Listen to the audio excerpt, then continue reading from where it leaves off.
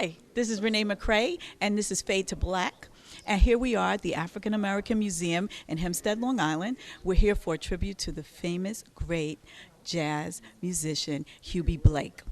And so you just kick back, relax, enjoy it. You're going to have a ball, okay? See you later.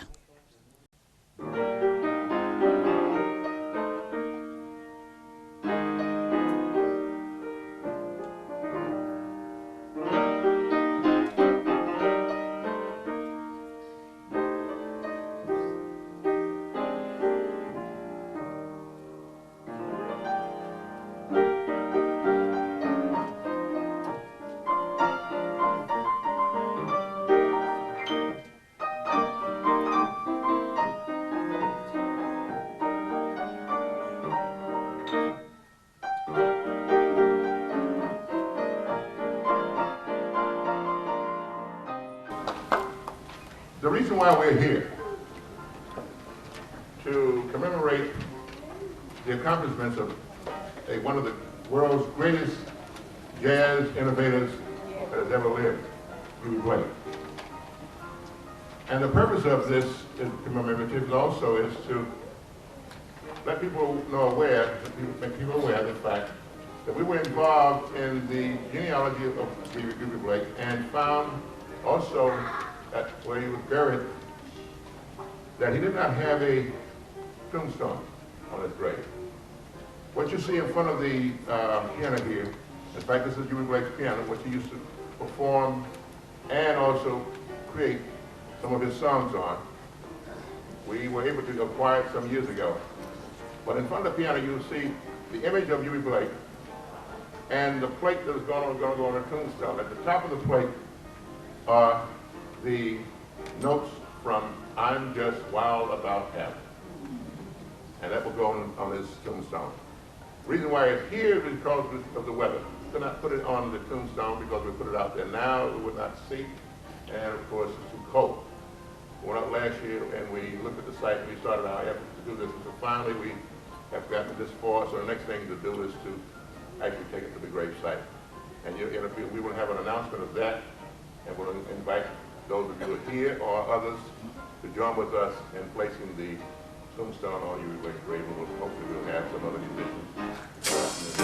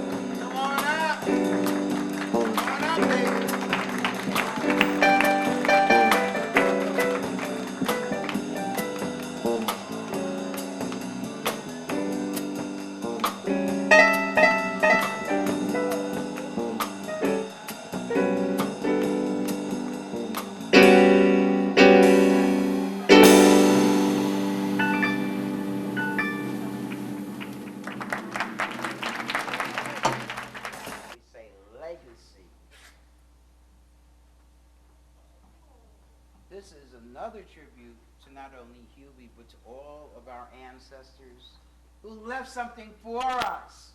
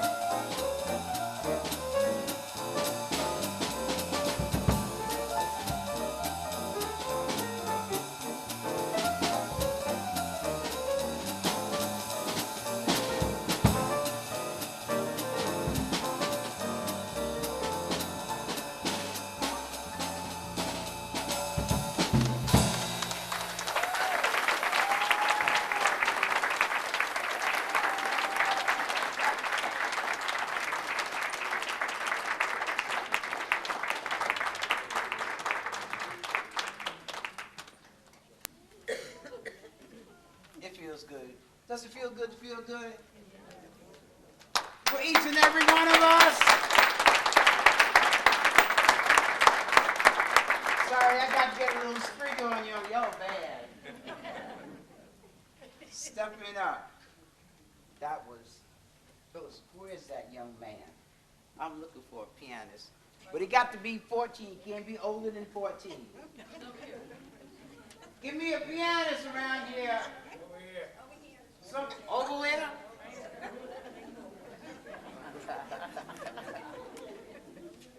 Let's hear it for him.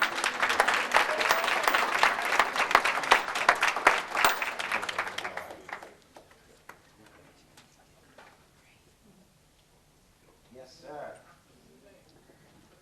Whee! Mr. McAllister, Parker McAllister. What are you going to do next, Parker? Uh-oh. All right. Whee! Great.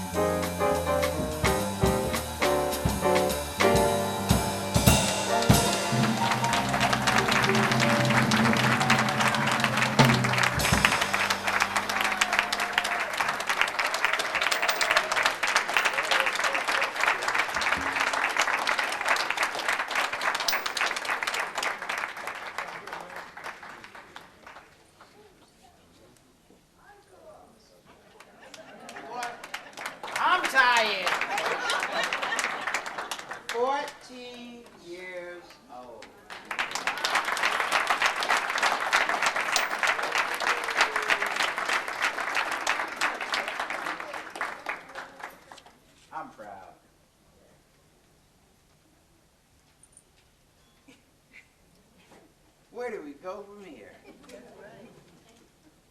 Thanks, Eubie.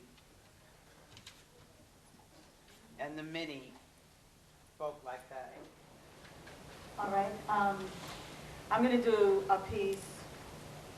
This piece I think is appropriate for this evening because it's actually called Don't Cry for Me. And I will just say that when this piece came through, because I don't write it, they just come through, and I'm like, oh, wait, got to remember it all the way home. This particular time, I was standing in the kitchen, and I have to say that my grandmother had passed in the kitchen, in the same spot. She was sitting at the table. She put her head down at the end of one of those long days, and she didn't wake up the next morning. And that was in 1974. And in 1989, I was standing there eating a chicken wing, talking to my mama about Desert Storm, and all these, these words were coming, and I was like, okay, let me go sit down and write, So I just sat down and I just wrote the whole thing straight out. And at first I called it a message from beyond, because certainly they live. If they sent this, because I wasn't thinking about it. And then it changed its name to Don't Cry for Me. Don't cry for me, because I am gone. Don't lay awake in the early dawn, with thoughts of grief or pity felt about my life or ailing health. I've not gone far, although from sight, I'm just beyond, like the day from night. I'm with you still, in the strongest way. I feel your will all through the day. The ways we cared and the bond we shared are symbols of undying love. Be strong in life and do not fold. Don't let it be said you just got old. And when you think you can't go on, that life has made you tattered and torn, that's the time to think of me. That's the time I'll set you free. You'll feel me with you. You'll know that I'm fine. It'll give you the strength to keep towing the line. I'm alive and well on a different plane. I'm alive and you know it, so just stay sane. Don't be consumed with grief or fear of how I died or had you been near. The journey we shared in the physical place has blossomed for me to the cosmic space. I'm sending this message because you're in shock. I don't want you to sit in that chair and just rock. Pick up those pieces and see which ones fit. Dust yourself off. Take it bit by bit. We came to a fork in the road that we traveled. No reason to stop or become unraveled. Stand on your own. It's a task you must do. And know that I will always love you.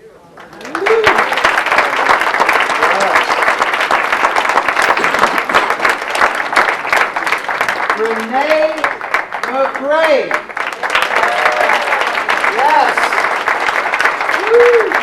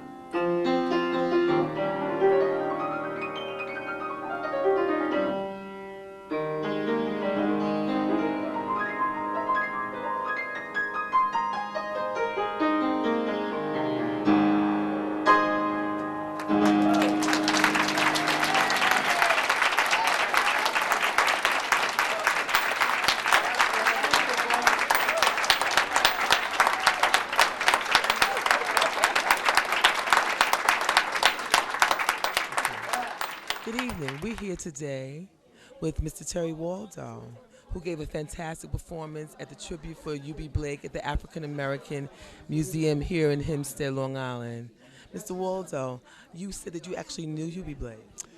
I lived with Eubie during the summers. When I contacted him, I was living in Columbus, Ohio originally, and I did a radio series for National Public Radio, and I'd gotten in touch with him. He'd sent me a bunch of music, and then I went to interview him at his house, and then we hit it off, and he showed me some things on the piano and whatnot, and then I brought him to Columbus, Ohio for a week. He was about 86 or 87 at that time. And then I had a bunch of projects in New York. I was doing some shows and stuff, and so I just used to live with him when I came to New York.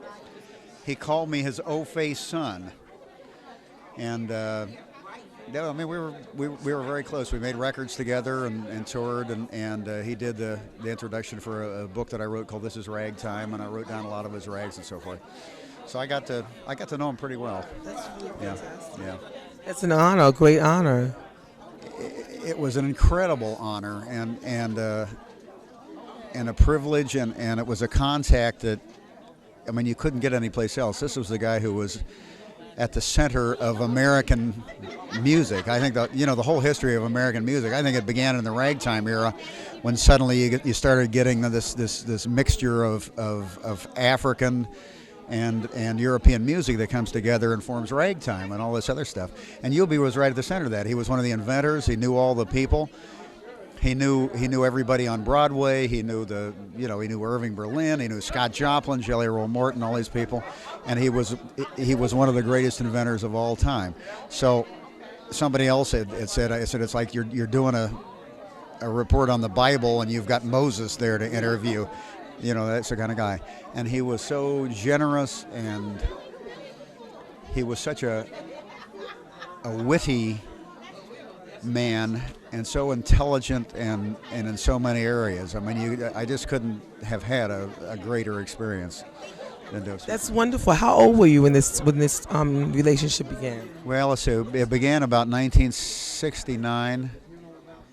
And let's see, I'm 60 this year, so how old would I have been? I guess in my late 20s or something like that. Yeah. Cool. And it just it was by accident?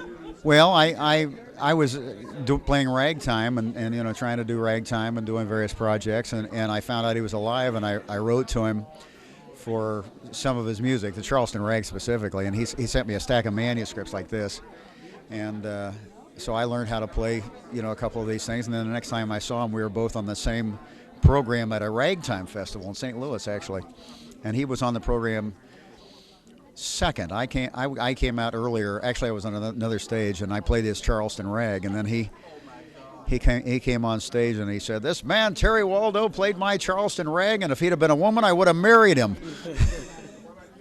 So then I spent some time at his house doing the interviews and so forth, and then the rest of it, we just got to be great buddies.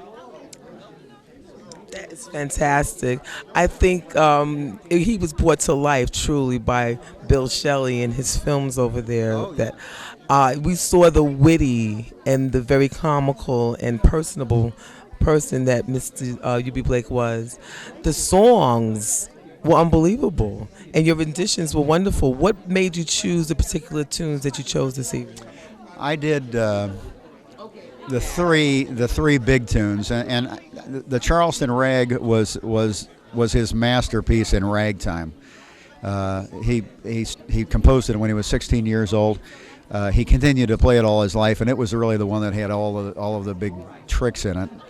And then, of course, I got to transcribe it and play it, the way he did, and I worked on that one. So I always like to do that. That's the best example of ragtime. "I'm Just Wild About Harry" was his biggest hit song, and so I always like to do that one. And thank you, dear. Thank you. Okay. Excuse me for. That's okay. Well, "I'm Just Wild About Harry" was his big hit, so I like to do that one, and he had a pretty good concert version of it, which I do. And then "Memories of You" was his other big hit, and that's the most beautiful ballad. That was a big favorite for all sorts of people, Ethel Waters and Benny Goodman included, and he always played that. And I think I'm the only one that plays his concert version of that, and I'll be doing that with the New York Pops on March 4th. Also, we've got I have the version that Eubie played with the Boston Pops, and he gave me the arrangements and so forth. So we're gonna do that in New York. So those are the big three. I do a lot more of his music, but those are the ones that everybody knows. And it's so nice speaking with you today, and Pleasure was mine. So and you glad. have a wonderful show. Thank you. You have a and wonderful you show. too. Thank you. Okay, and hopefully one time we can have you come and just do a whole concert, just you alone, and be on television with I would us. love to. Oh, thank I you would so love to. much. You let That's me know, fantastic. and I'll be there. Thank you so much. Hi, this is Renee McCrae, and here we are with Fade-to-Black, and I have the privilege of interviewing Jennifer Kennedy, young and upcoming pianist, beautifully. You'll see her work. How are you? I'm fine, thank you. It's great to be here. Great. Now, how long have you been playing? I've been playing jazz for actually about a year now, and I was classically trained for about 10, 11 years. So, Okay. Now, where were you classically trained? in Brooklyn, New York, in Bed-Stuy, actually. Yes, at a Okay. private music school. Okay. And so, how does one go from being classically trained to finding your own voice in jazz? For me, it was a matter of education and taking my love of music and connecting it with my people and my history. So playing jazz was not even an option, even from the very beginning. It was always something that I had to either learn in the future or incorporate in what I was doing. So when I got to college, I had the opportunity to be exposed to the jazz educators, and that's where I started. Oh, okay. And so you took to it right away? Immediately. I mean, I had been listening to it even before college. It was just a matter of actually learning the theory behind it and the performance exposure that I got in college.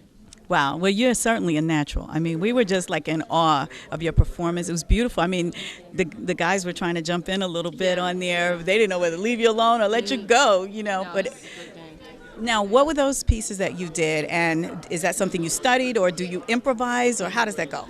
The first piece was a piece by John Coltrane and called Equinox, and I studied Coltrane in a class, and I just fell in love with this piece. And so, yeah, what you do is you have the melody, and then you have a couple of choruses of improvisation. So it's definitely improv in everything that I do. The second song was The Eternal Triangle by Sonny Stitt, and I was playing rhythm changes. That's when the band jumped in. And Right. yeah, it's a great swing, swing. Right. So. Well, that is phenomenal. So where do you want to take your music? Where do you want to go from here? What are you doing now? I'm actually preparing for grad school for the audition process and the application, because music is something that I want to do as a performer and as an educator, because it's essential that even though, I'm basically of the younger generation, even children. 23. Children need to be exposed to this on a regular basis. They need to be educated, so that I want to be a part of that. Okay. So where are you going to do your graduate work? I'm moving to Washington, D.C. to begin my studies there. So I'm not sure what school I'll be attending, but that's what I'll be studying.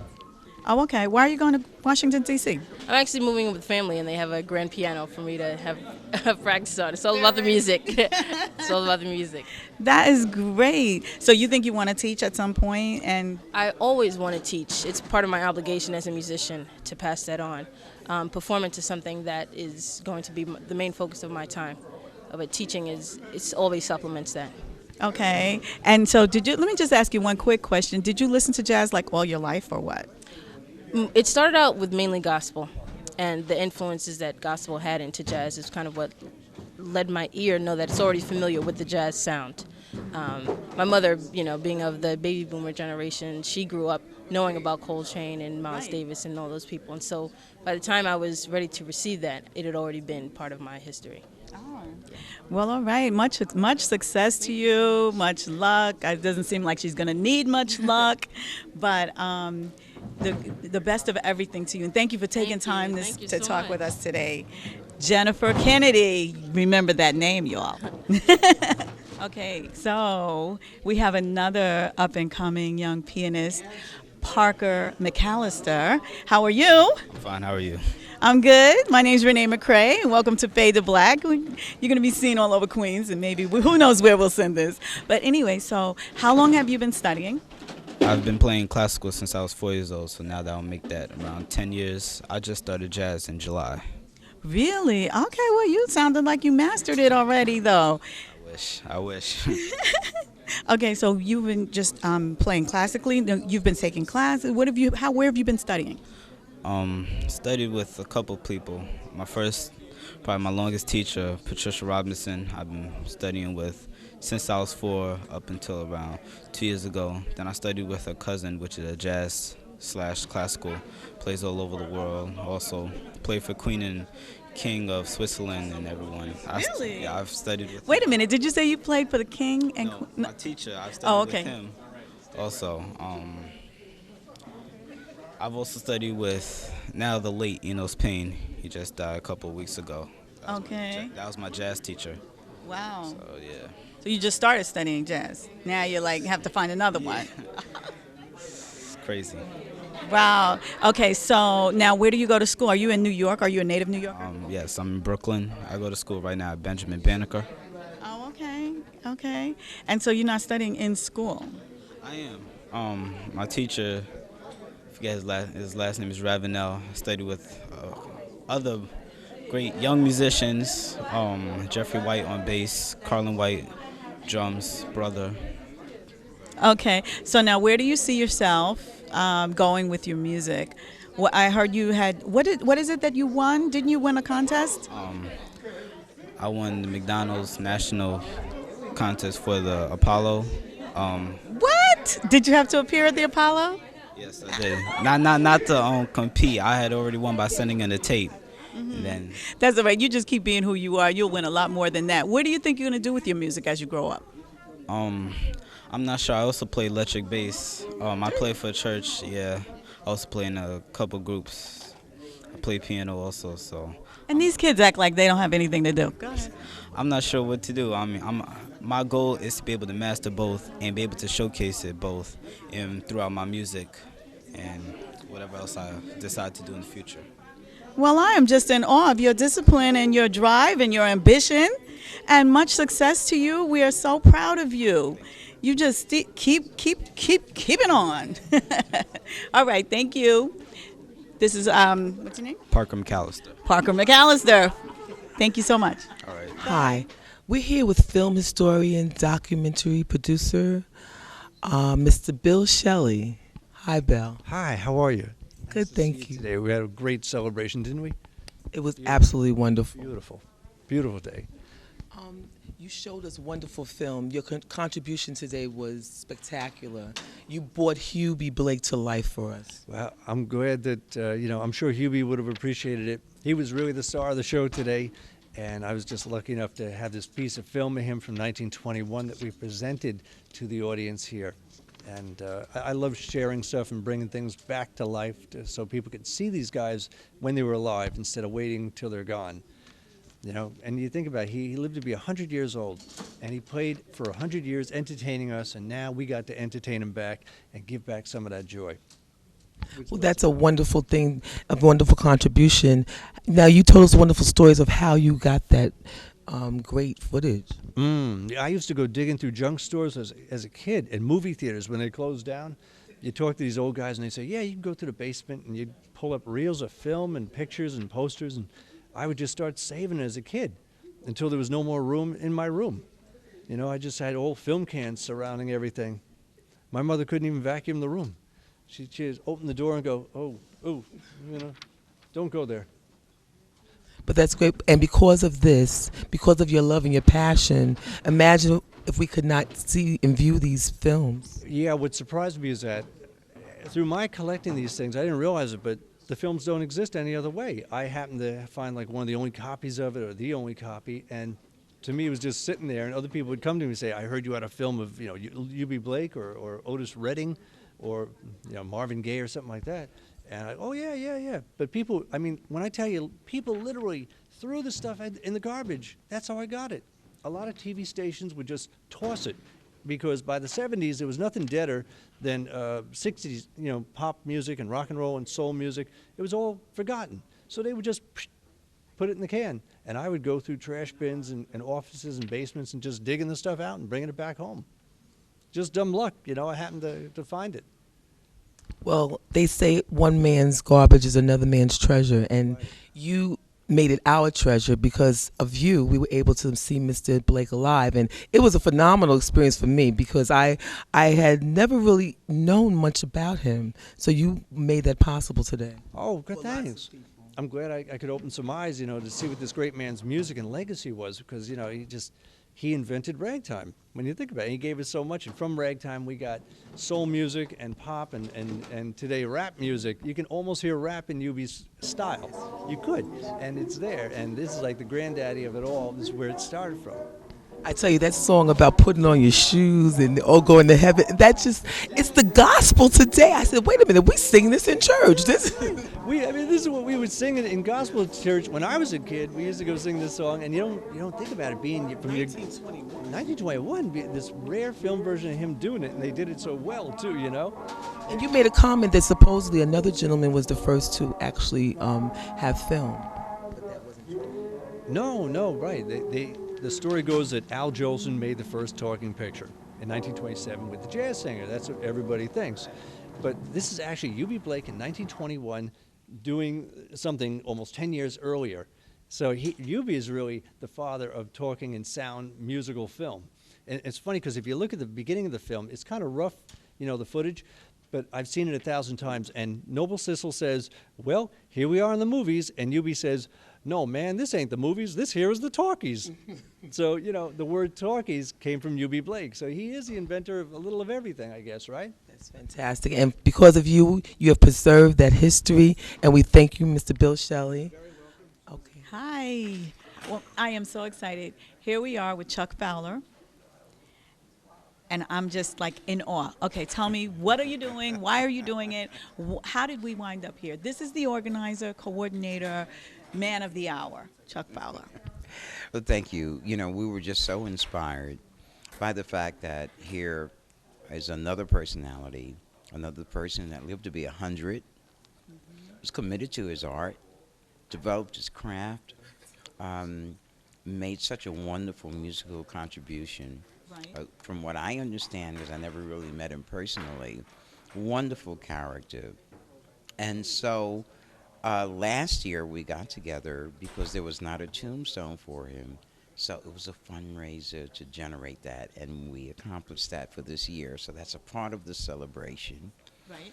The other part is that we're using this opportunity to appreciate the legacy that he left, a legacy that we all need to embrace, that is to bring out the talents that we have, much like you with your wonderful, wonderful, inspiring poetry. That would be me. No question. I will melt now. Thank you so much. Oh, it's indeed. It was just wonderful. I've not been a jazz fanatic. I'm not even a jazz enthusiast. But after tonight, I'm really, really interested. I was like, this is what I've been missing all this time? Oh, my goodness. So you didn't know him, but what makes you so committed to actually give, and how did you meet all these people that spent time with them and had films and everything? Like, you just meet people and they just show up. Well, there's a little saying that miracles happen every day. And a lot of times we just sleep it because we're just not aware. Isn't that like, what do they say? Expect a miracle. That's right. And you might get one. That's right. Absolutely. And it just comes out of the consciousness that whoever we are, we can make a positive contribution within our own realm. Right. It's just that ripple. And so any activity that brings the community together, anything that sheds light on our cultural heritage, anything that inspires us to bring out the best in ourselves. You spoke about jazz. I feel very fortunate to work with the musicians that I do.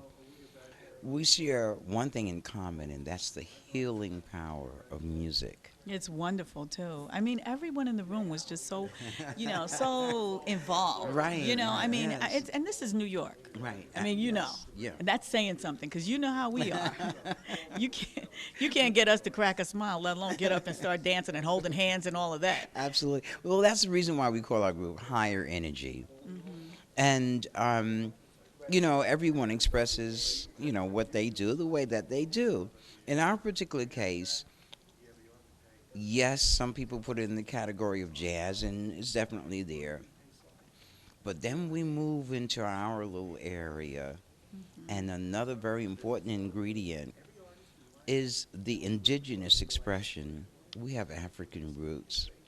Yeah, I heard a little of that drum activity know. going on there.